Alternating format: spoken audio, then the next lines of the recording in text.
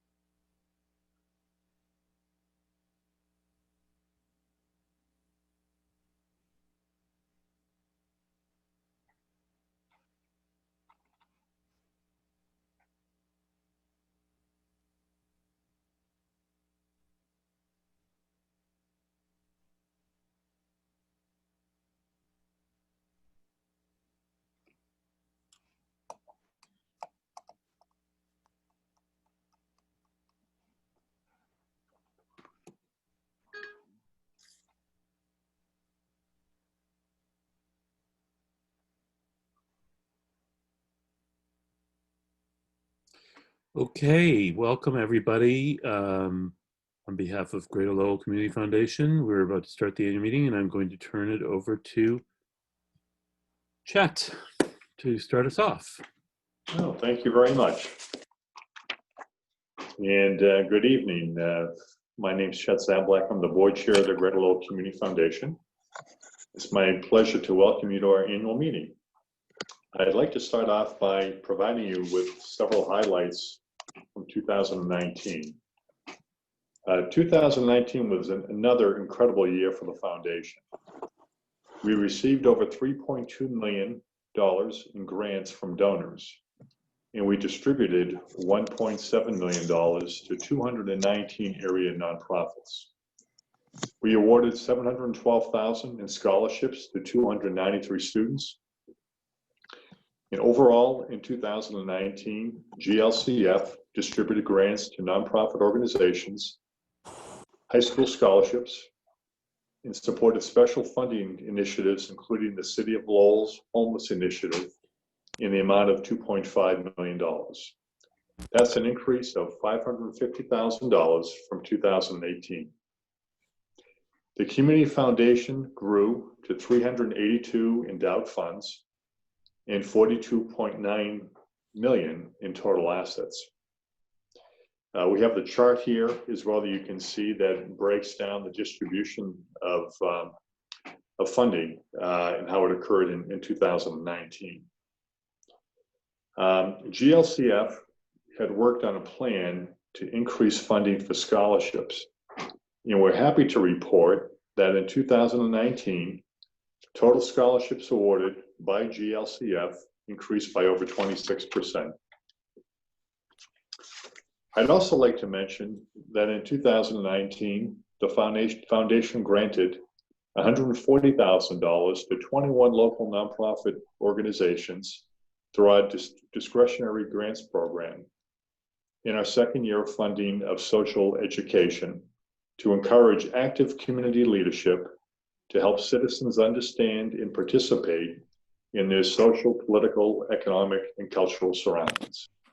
We need to civically engage our community, and we can see the importance of this work now more than ever. At this point, I'd like to introduce the chair of our Governance and Personnel Committee, Andrea Bachelder.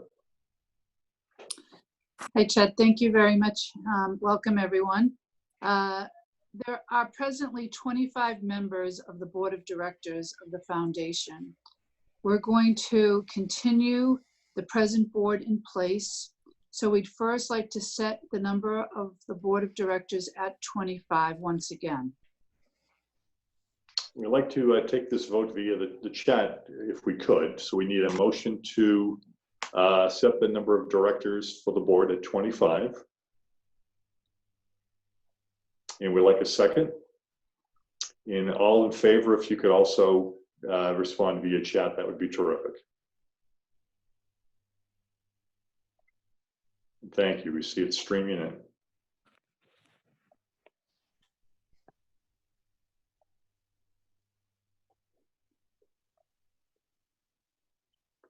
Super. Andrea, I think we're ready to go to the second vote. Great, thank you. Our next vote is to extend for 1 year the terms of 21 of our members who are willing to serve for another year. We're very grateful to them all. Their names appear on the Zoom video camera. Do you want me to identify each one, Chet, or can everybody see what's up there? I think it's well represented on the screen, Andrea. Thank you. So I think if we could, move and have these board members' terms extended. Very good. Again, if we could have a vote to accept these board members to extend their term by a year in a second. Thank you. All in favor, if you could also respond via chat. Thank you. Yes.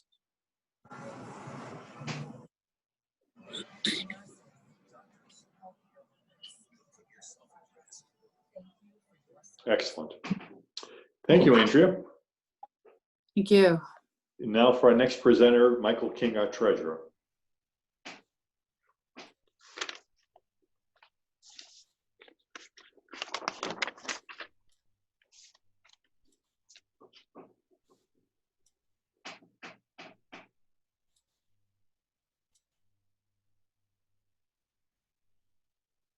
Mike, I'm not sure if you might be on mute.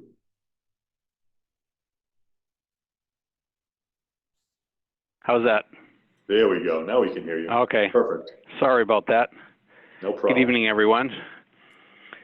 The financial statements that we have here tonight are we're taking from the audited financial statements from the year ended December 31st, 2019. These financial statements were audited by the firm of Ansys CPAs.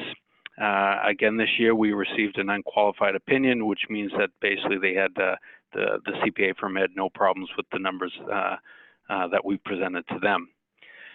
The statement of financial position, we had total assets of $43,138,000, liabilities of $5,677,000 for net assets of $37,461,000. The main asset that we have, as you see the very top, is cash and investments of $43,126,000. That number is up from $35,023,000 of the prior year, which is an increase of almost $7.7 million, which is a great return on our investments. Great job by our investment committee. And looking at the next page, the statement of activities, the agency had total revenue of $9,068,750, total expenses of $2,681,000, for a net change of assets of an increase of $6,387,719. So just again a great year for the agency. And that is all I have tonight. Very good, Mike. And we need a vote here to accept the treasurer's report. I have, thank you, I see it so moved. In a second? Second. Very good, thank you, Mike. And all in favor, again, if you could respond via chat, that'd be terrific. Yes. Thank you. Excellent. Well, it's my pleasure now to introduce Jay Linehan, the President and CEO of the Greater Lowell Community Foundation. And before Jay speaks, on behalf of the Board of Directors, I just want to commend Jay and his team for really stepping up extraordinarily over these last several months here in dealing with the COVID-19 crisis within the Greater Lowell community. And for all that they've done here to work with individuals and nonprofits regarding the needs within the community, which have really been unprecedented as to what we've had to deal with and how we've had to work. And it's been so reassuring to see the Greater Lowell Community Foundation and its capabilities during this process right here, and the very dedicated people within the Community Foundation who have worked tirelessly to make sure that those in need within our communities are certainly getting some assistance throughout this process right here. So even though our annual meeting here very much highlights 2019, I'd be remiss in not really mentioning the tremendous amount of work that Jay and his team have done so far in 2020 in addressing this pandemic. So with that said, Jay Linehan.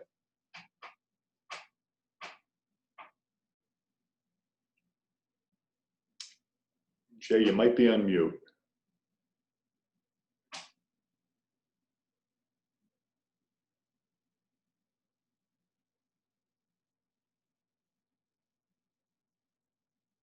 Here we go. Sorry. Here we I go. did the same thing Mike did. All right, much better. Most of the time people don't want to hear me talk anyway, so that's usually why I have it on mute. But thank you for that. So Chet, thank you so much. Thank you for everybody joining us on this Zoom call. I think along with myself and everybody else that's on this call, our preference would be over at the UMass Indian Conference Center where this was originally planned. I enjoyed the company of my colleagues and my friends in person more than I do over a Zoom call. I want to thank all our donors because without our donors, the Greater Lowell Community Foundation doesn't exist. I want to thank our partners in philanthropy. And if we could move the screen just a little bit, we've got on the next couple pages, I think we've got some highlights of who those folks are. I clearly want to take just a moment and recognize them because without them doing what they do, we wouldn't be doing what we do. And that's our premier sponsors, Enterprise Bank, our Platinum with DCU and Nancy L. Donahue, Eastern Bank, Corvo in the Lowell Sun, and our gold partners with Eastern Salt and with S&R Construction, Element Care and Jeanne d'Arc, Juniper and Lowell 5 and Lowell Sun Charities and Merrimack Valley Magazine, NetScout, Salem 5, and Leahy Health. All of those folks are huge in being some of our major sponsors and contributing key operating dollars so the Greater Lowell Community Foundation can do the work that we do. So I really want to take a moment to thank them for that. And I want to thank all our community partners. And Chet, you had mentioned just a moment ago too, you mentioned about the work what the foundation did. And I want to thank our staff. I mean, there's clearly an adage that goes, you're only as good as the people you surround yourself with. And that is absolutely true. I am very lucky to have Janine Naco, Jennifer Aradia, Howard Almadon, Fatima Palermo, and Sharon Kim as key players on my staff. If we were at the ICC, I'd ask them to stand up and take a bow, but suffice it to say that they're doing it via Zoom as they're sitting in front of their computer. As Chet noted, 2019 was a good year.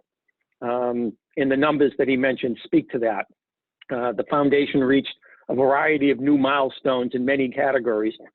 And there's one additional milestone that I'd like to highlight because I think it's so important as to what we do.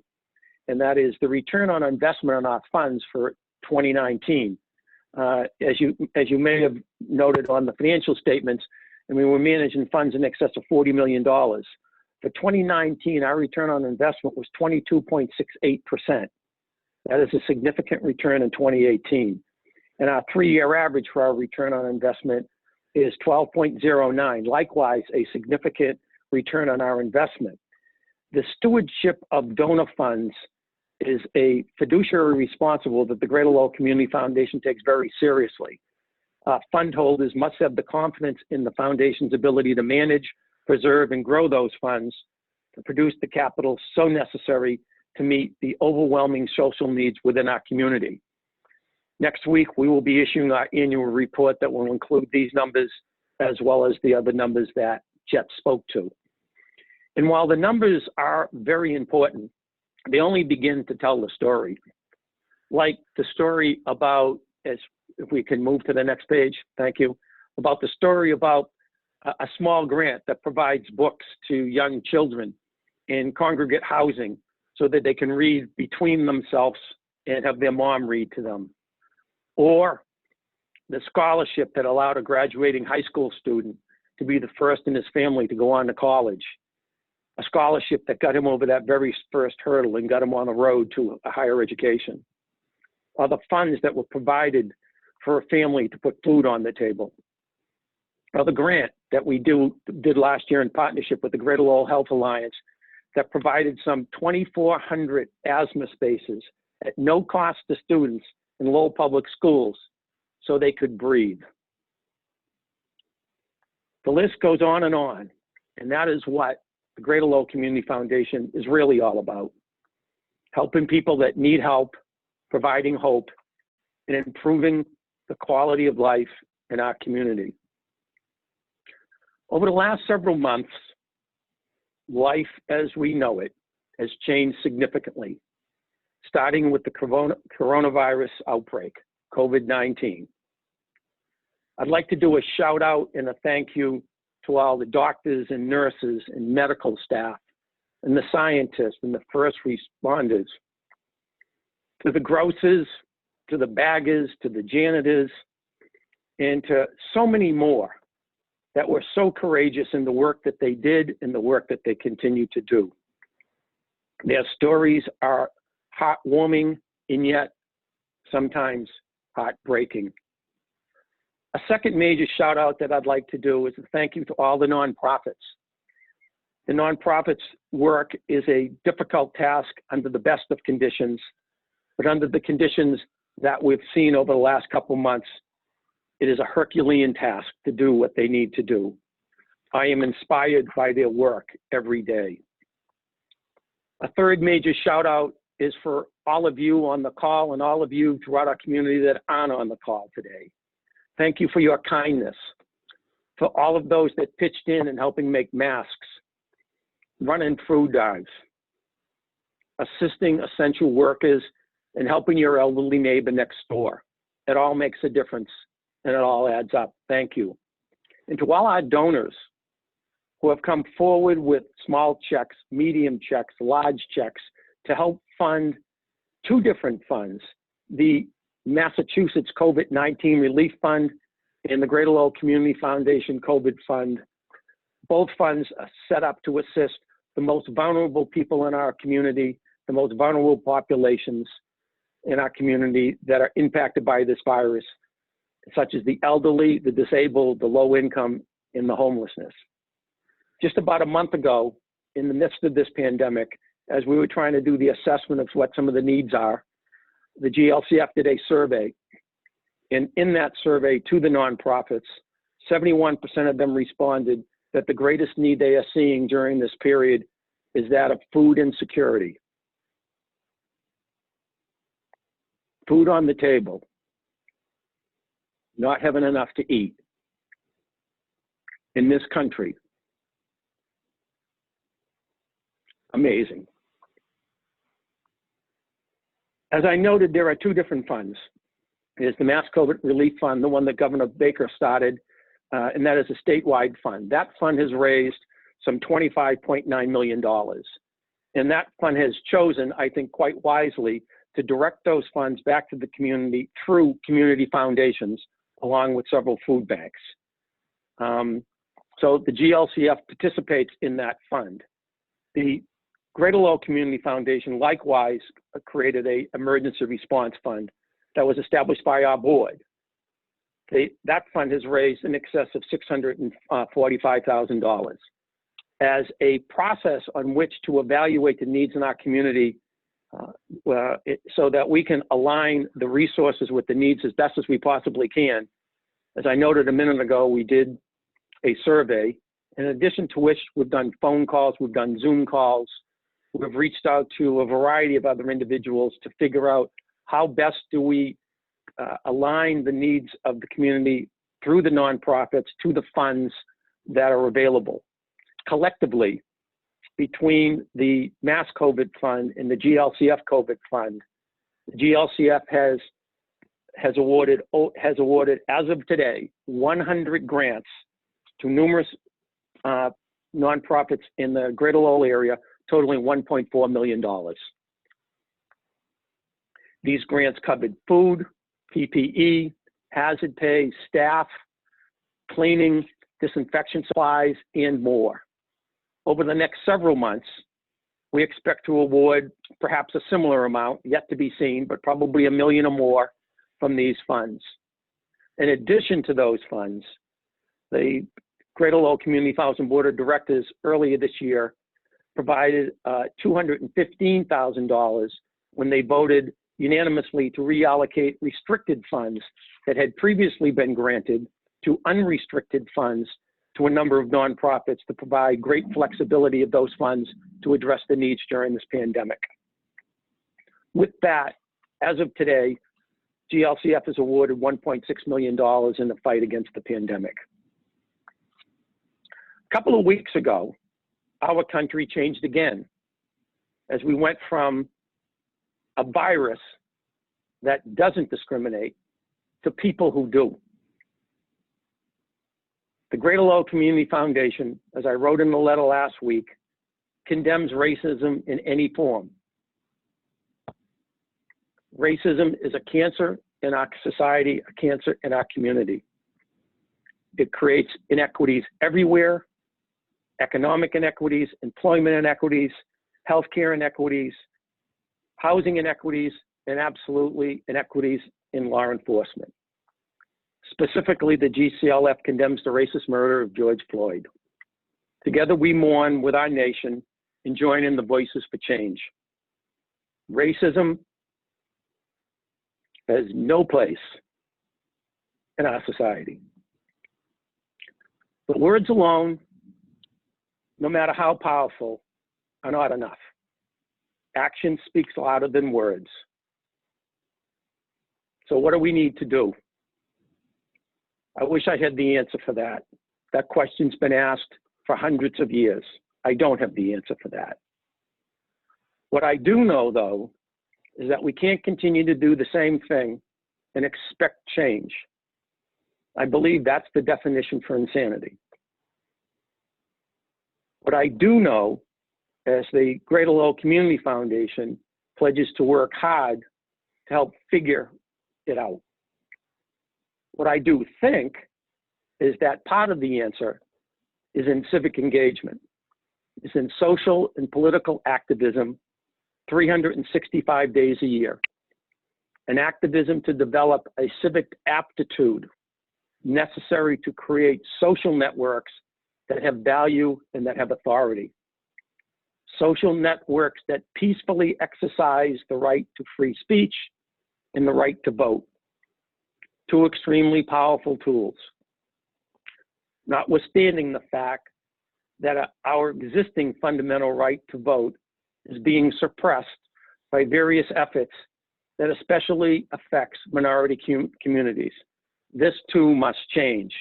For a case in point, look at what happened in Georgia yesterday. The Greater Lowell Community Foundation was founded over 20 years ago on the basis of fairness and equity. Those values continue to be our compass that guides us today. The foundation will continue to support civic education, social education, voter engagement, as well as community forums to listen, learn, and respond. Stay tuned in the program. There'll be more to come. What I'd like to do now is introduce our keynote speaker. Jeff Poulos. Jeff joined Philanthropy Mass as the executive director in 2010 and was named the chief executive officer in 2016. Oops. Jeff currently serves as the chair of the board of the United Philanthropy Forum. He served on the board of the Massachusetts Nonprofit Network for 7 years, 4 as the treasurer, and was named in 2018 as an emeritus board member. In addition, Jeff was a member of the leadership team of the National D5 Coalition on Diversity, Equity, and Inclusion in Philanthropy. Philanthropy Mass is a great partner for the nonprofits across the Commonwealth of Massachusetts and has been a great help to the Greater Lowell Community Foundation. Please welcome my friend and colleague, Jeff Poulos. Hello. Over to you, Jeff. Oh, sorry. Thank you, Jay. Thank you so much. I'm going to put up, so I can put up my screen. Hold on one second, everybody. First of all, thank you, Jay, for inviting me today. Really appreciate it. Here's my problem. That's what it is. There we go. Thank you for inviting me today, Jay. I really appreciate it, and for the great work that you are doing. Jay is a leader among many of the community foundations in the state, a respected voice, and so we have deep respect for the work that you're doing in Lowell. I thought I would just spend a little bit of time telling you a little bit about Philanthropy Massachusetts, but then really going to give you a sneak peek of a big report we're releasing next week. Philanthropy Massachusetts, our primary role as a statewide association of philanthropy is to support the effective and responsible philanthropy in our region. Founded in 1969, we are a group of institutional philanthropies, public, private, corporate, operating in other types of funders, some individual donors, and philanthropy serving organizations. In addition, we have over 500 nonprofits that have joined our organization, nonprofit organizations and consultants that join us to work on their fund development, fundraising, and grant writing, grant research, classes, and stuff. We have networks throughout the region that either are based on the type of foundation. There are 16 community foundations around the state, and we host a network of community foundations as well as networks of family foundations, regional networks in other parts of the state. We've hosted the last 3 or 4 years an annual luncheon in Lowell for funders from the Greater Lowell area. Community foundations, CFOs and finance directors, program staff, arts funders, etc. We also bring together people on issues. We host briefings for funders to learn about the best strategies and work around those issues, whether it's on immigration, opioids, the arts, whether it is bringing funders together in a region, as I'd said, Lowell, we've done Western Mass or Essex County, best practices on investment practices, or working together in collective action. And then, as I said, we work with the nonprofits to help them with their fund development.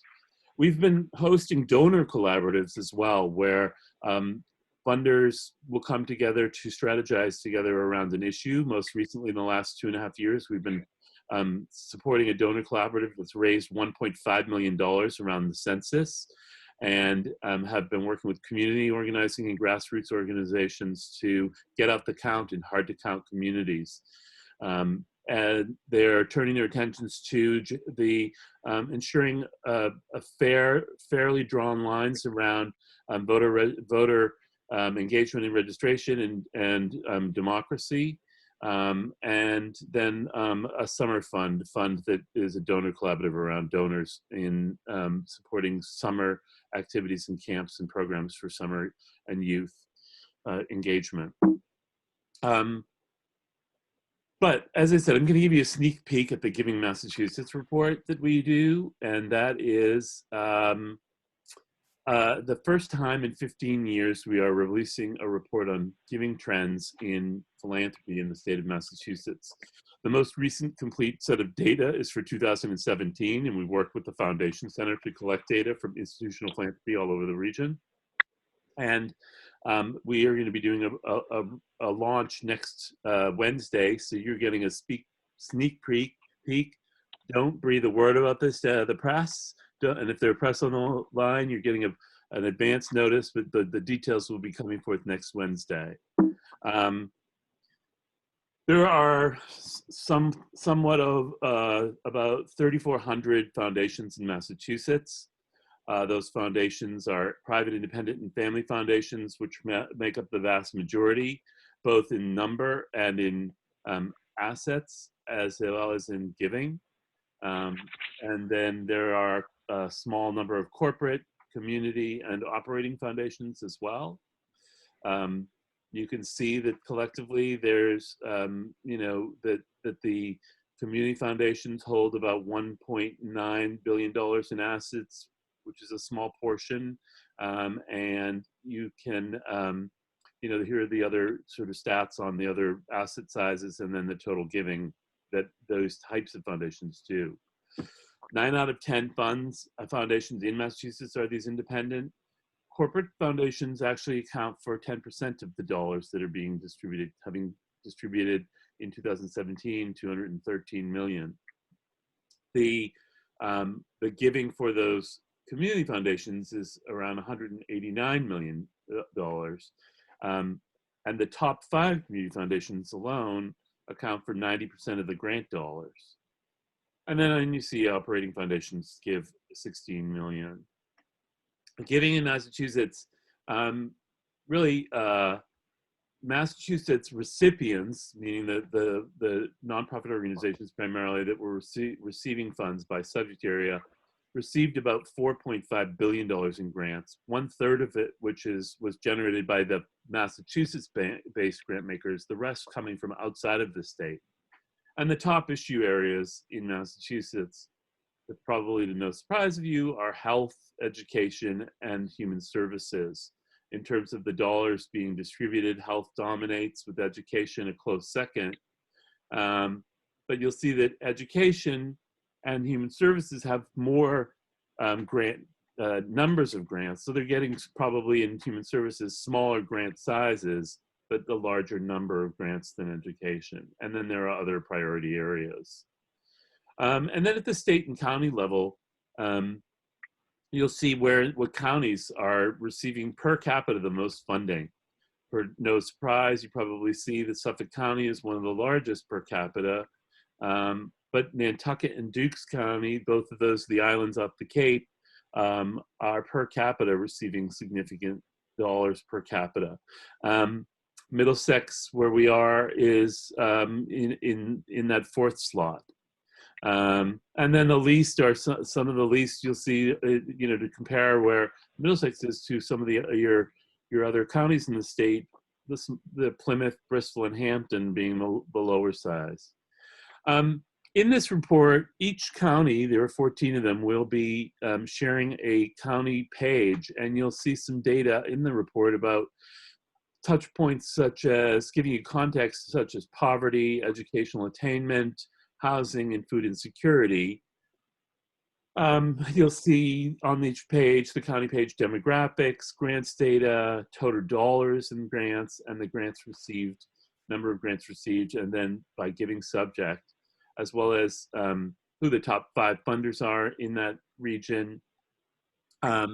In Middlesex County, Patrick J. McGovern, Morningside Foundation, Kappa Jewish Philanthropies, the Boston Foundation, and Klarman Family Foundation are probably the largest and are doing it the most, I should say, to this region. In Middlesex County, just drilling down into that data, you can see where Lowell is the poverty rate in the Middlesex County, 8% of adults and 9% of children live in poverty in Middlesex, but Lowell's poverty rate is the highest in this county, and that's at 22%, so significantly higher than the other parts of this county. And then the top needs that have been identified, particularly in this area: housing, homelessness, substance abuse, addressing jobs, mental health, transportation, food, and nutrition. So these are some of the data points you'll see in this report that are coming out.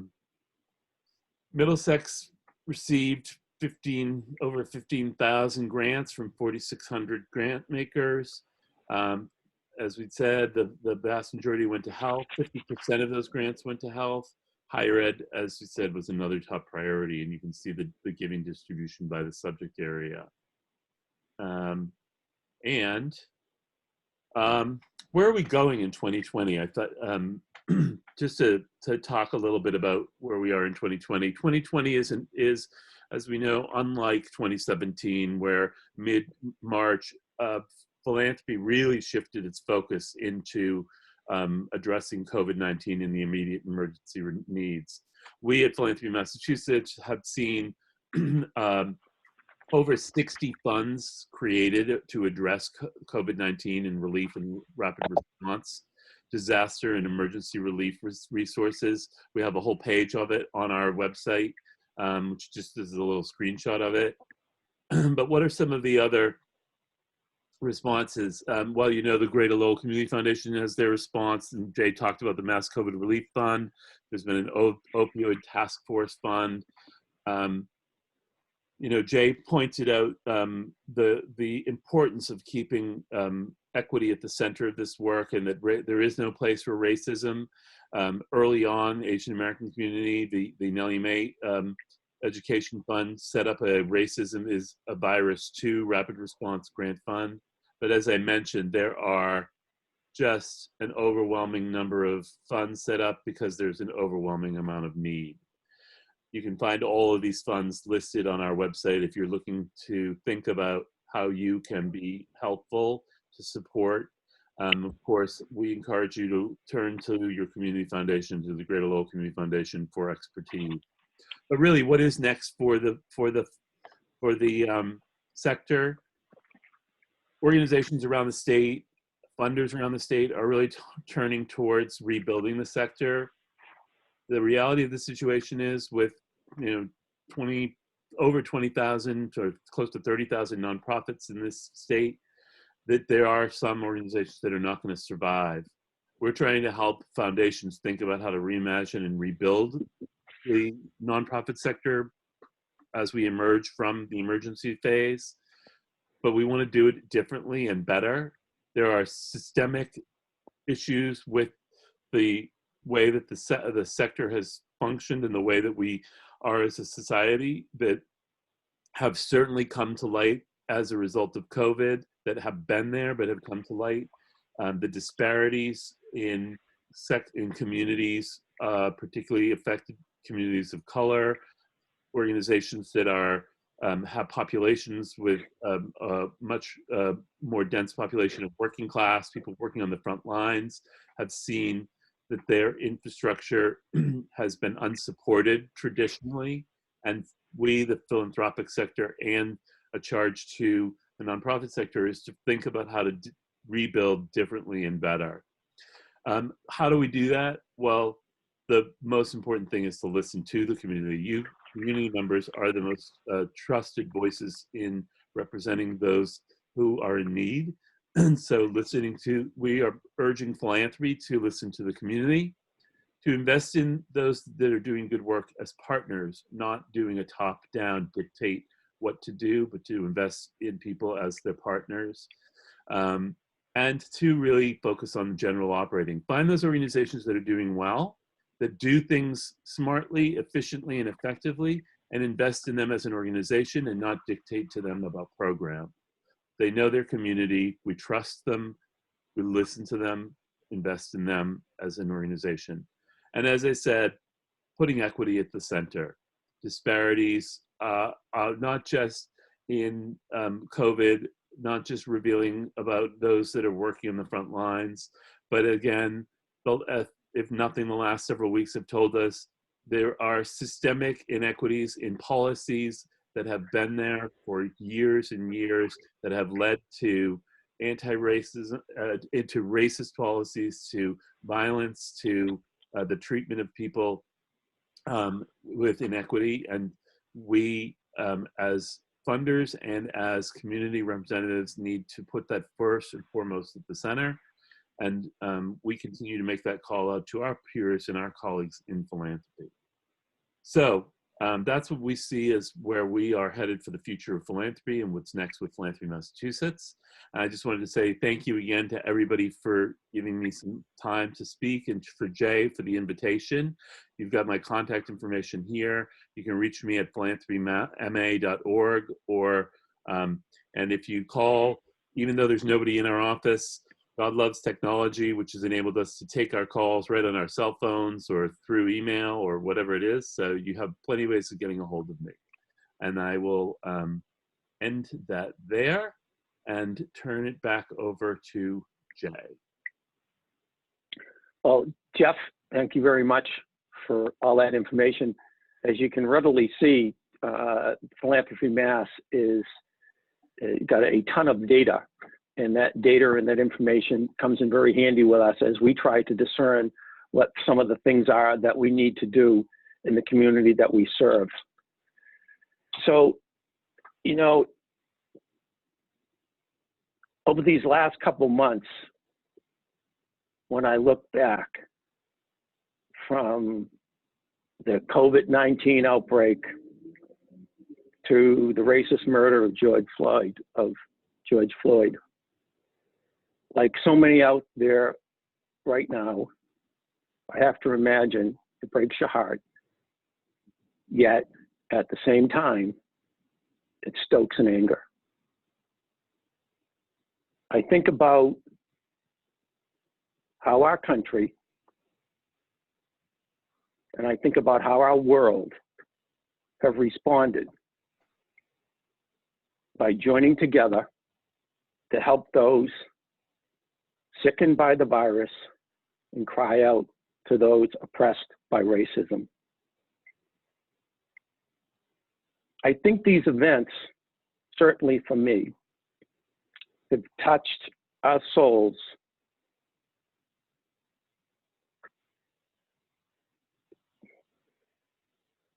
I definitely think these events have touched our souls in ways I could never imagine. I think they have created an outpouring of humanity, the likes of which I have never seen, and I suspect you have never seen. It has certainly created a power. It has certainly created a movement that I trust can move mountains, and a movement that I trust has the ability to achieve racial equity. Tonight, could you go to the last slide for me, please, Jeff? Tonight, in support of that movement, the Greater Lowell Community Foundation hereby establishes the Greater Lowell Community Foundation Racial Equity Action Plan Fund. As I noted earlier, I don't have all the answers for how to address this concern. So the first thing folks are going to say, what's this fund for? And my response again is, I don't know. What I do know is that I am going to reach out to the community. I'm going to reach out and we're going to look to understand what it is that we can do to make a difference in our community, to change the culture that has become commonplace in so many places. So I will be looking for guidance. I will be looking for advice. I'll be looking for input from so many people. And most importantly, from the voices that have not been heard, from the people who have been most afflicted, for the people that have been discriminated against, Let's hear their stories.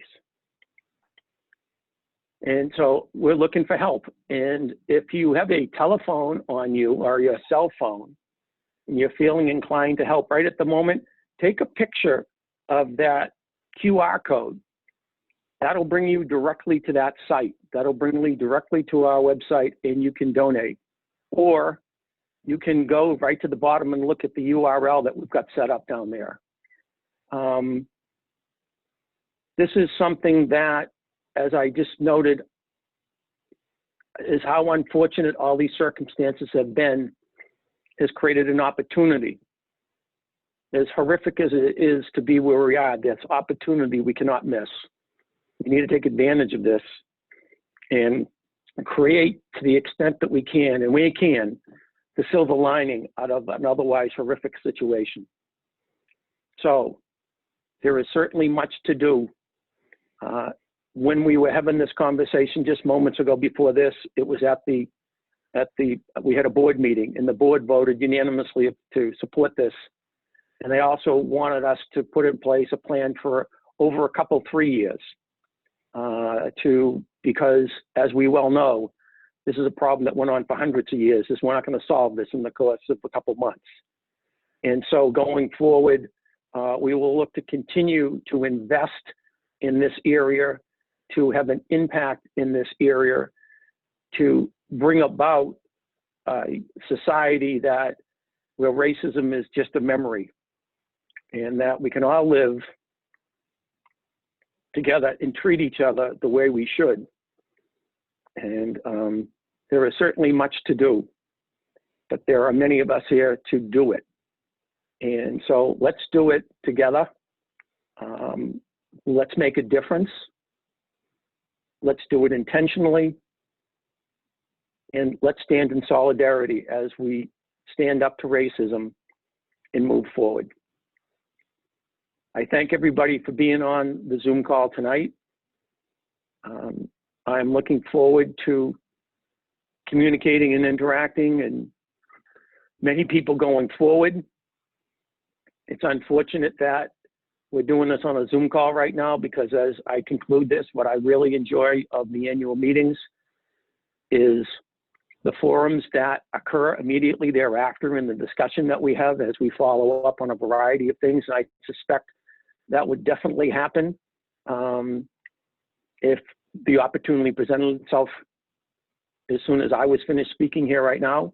But of course, it won't.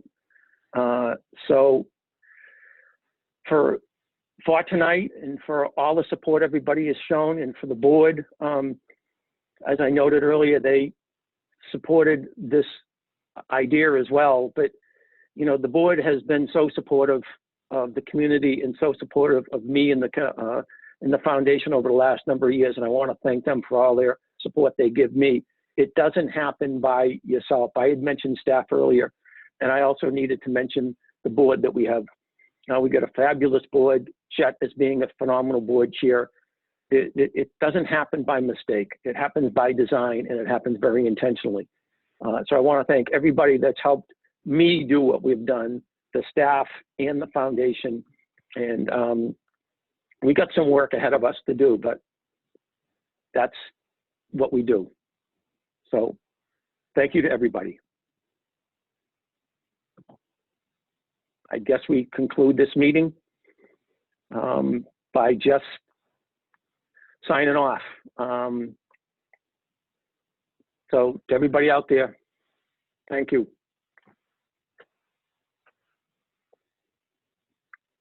Have a good night.